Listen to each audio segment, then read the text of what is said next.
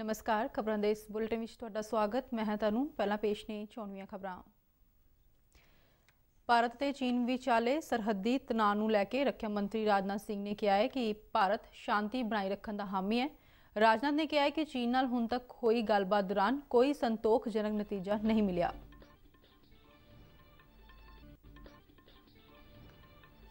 केंद्रीय मंत्री डॉक्टर हर्षवर्धन ने नवी दिल्ली में आत्मनिर्भर भारत लई एक्शन एजेंडा रिपोर्ट जारी की।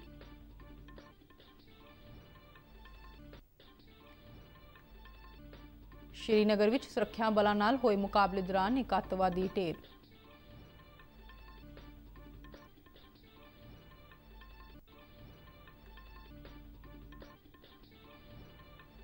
ते देश भर में कोविड-19 तो सेहतयाब होने की दर वध के 96% के नेड़े पहुंची।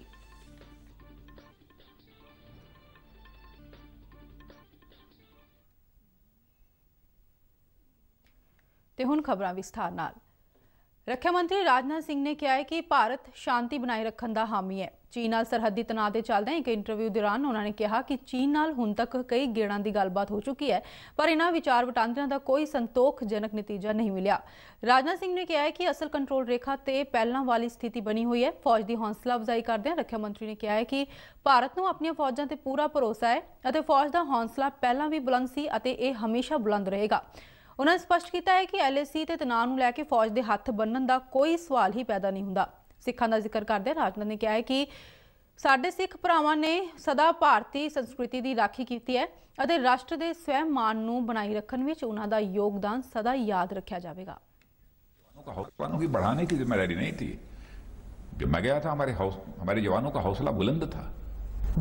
और वही मैं कहता हूं, कुछ कूटनीतिक कारण होते हैं और सिक्योरिटी से रिलेटेड सवालों का एकदम बिल्कुल खुलकर जवाब देना, खुलकर बोलना, या कभी कभी कुछ अपनी मजबूरी भी होती है, कुछ अपनी सीमाएं भी होती हैं।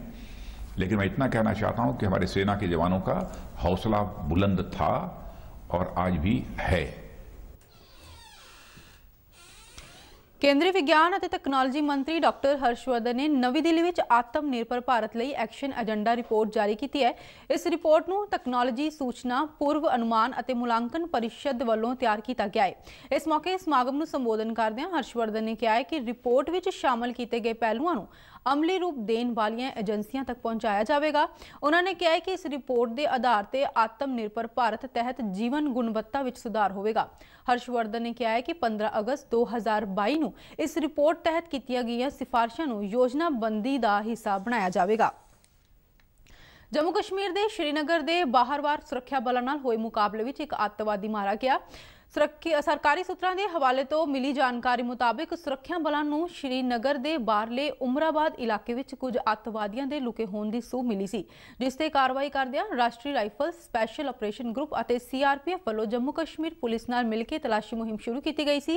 इस दौरान अतवादियों ने सुरक्षा बलों की टीम ते फायरिंग कर दी और जवाबी कार्रवाई में एक अतवादी मारिया गया। सूत्रों मुताबिक कुछ होर अतवादी भजन में कामयाब रहे। सुरक्षा बलों वालों इलाके नूं चारे पास्यों घेर के भजे अतवादियों की भाल की जा रही है। ऑपरेशन के चलते होने कारण बारामुला, सोपोर, गुलमर्ग और होरना इलाकों तो श्रीनगर लई आवाजाही नूं वाया बडगाम तब्दील किया गया है। पंजाब समेत कुल 4 सूबों में कोविड-19 टीकाकरण की अभ्यास प्रक्रिया सफलतापूर्वक मुकम्मल की गई है। पंजाब, गुजरात, असम और आंध्र प्रदेश में कुछ दिन पहला सेहत मंत्रालय के निर्देशों हेठ 2 दिन अभ्यास प्रक्रिया शुरू की गई सी। सेहत मंत्रालय वालों जारी बयान मुताबिक पंजाब के लुधियाना और शहीद भगत सिंह नगर में 2 दिन अभ्यास सफलतापूर्वक मुकम्मल किया गया। मंत्रालय ने कहा है कि इस प्रक्रिया दौरान टीकाकरण समय पेश आने वाली चुनौतियों की पहचान की गई है और नाल ही अंतिम प्रक्रिया को मजबूत बनाने लई चुनौतियों नाल नजिठण लई ढुकवीं योजनाबंदी तैयार की जाएगी।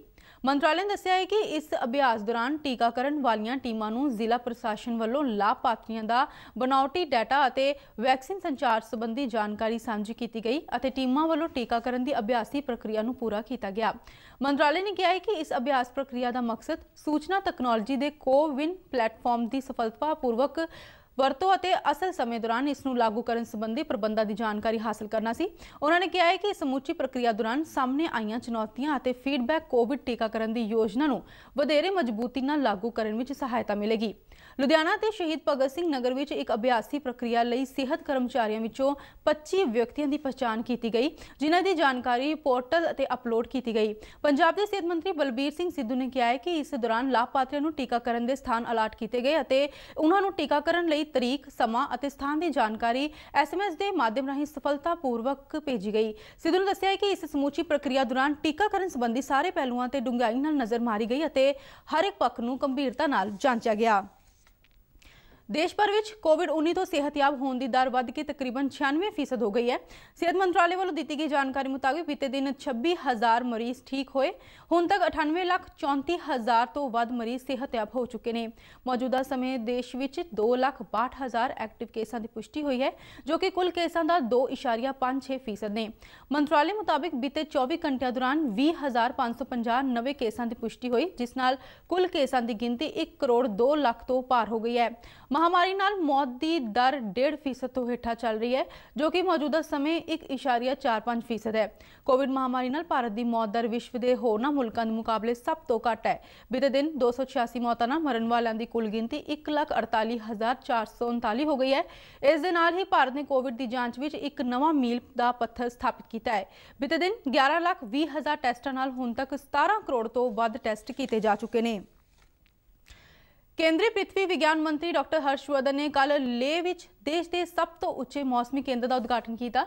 अरुणाचल प्रदेश के ईटानगर मौसमी केंद्र तो बाद लेह का यह केंद्र हिमालयाई खेत्र में समुद्री तल तो 3500 मीटर उच्चा है। इस केंद्र के उद्घाटन के नाल लद्दाख खेत्र में कल तो ही 4 ऑटोमैटिक मौसम केंद्रों ने काम करना शुरू कर दिता है।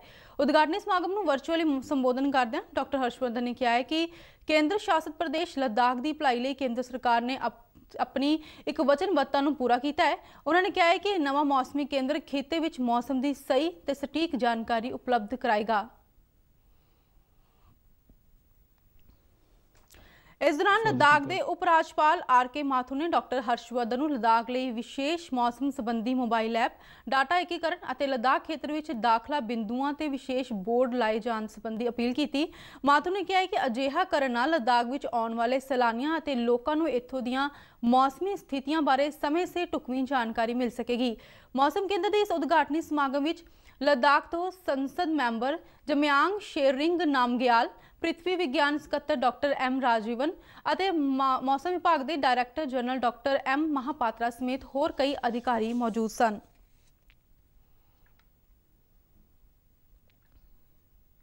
Not only for IMD but for the people of Ladakh also, because they face so many adverse weather events, avalanches. Center set up there will give them weather forecast for 3 days, 12 days, and even for long range forecast like 1 month.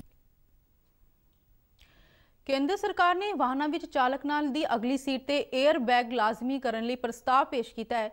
सड़क आवाजाही और highway मंत्रालय वालों दी गई जानकारी मुताबिक इस प्रस्ताव को अगले साल 1 अप्रैल तो वाहनों के नवे मॉडलों से लागू किया जाएगा और मौजूदा मॉडलों से 1 जून तो यह निर्देश लागू होंगे। मंत्रालय ने इस प्रस्ताव संबंधी अपनी वैबसाइट से खरड़ा नोटिफिकेशन जारी किया है, जिसलिए आम लोगों तो टिप्पणियां और सुझावों की मांग की गई है। मंत्रालय वालों सुझावों और टिप्पणियों लिए एक विशेष ईमेल पता जारी किया है, जिससे नागरिक 30 दिनों के अंदर प्रतिक्रिया दे सकते हैं। मंत्रालय वालों पेश किए गए इस प्रस्ताव का मकसद सड़क हादसों दौरान होने वाली मौतों और जानी नुकसान को घट करना है। एयर बैग की अनहोंद विच कई कार मुसाफिरों को हादसे में जान तो हाथ धोने पैंदे ने। बुलेटिन के आखिर में 24 खबरां एक बार फिर तो। भारत और चीन विचाले सरहदी तनाव को लैके रक्षा मंत्री राजनाथ सिंह ने कहा है कि भारत शांति बनाई रखने का हामी है। राजनाथ ने कहा है कि चीन नाल हुण तक हुई गलबात दौरान कोई संतोषजनक नतीजा नहीं मिला।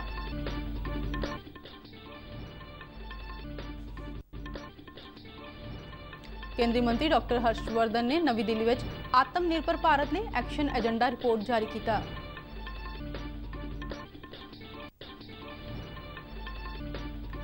श्रीनगर में सुरक्षा बलों नाल हुए मुकाबले दौरान एक आतंकवादी ढेर।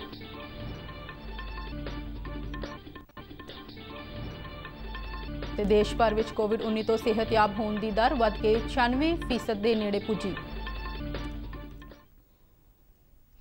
इस दे नाल ही खबरों का बुलेटिन खत्म होता है। आज्ञा दो, नमस्कार।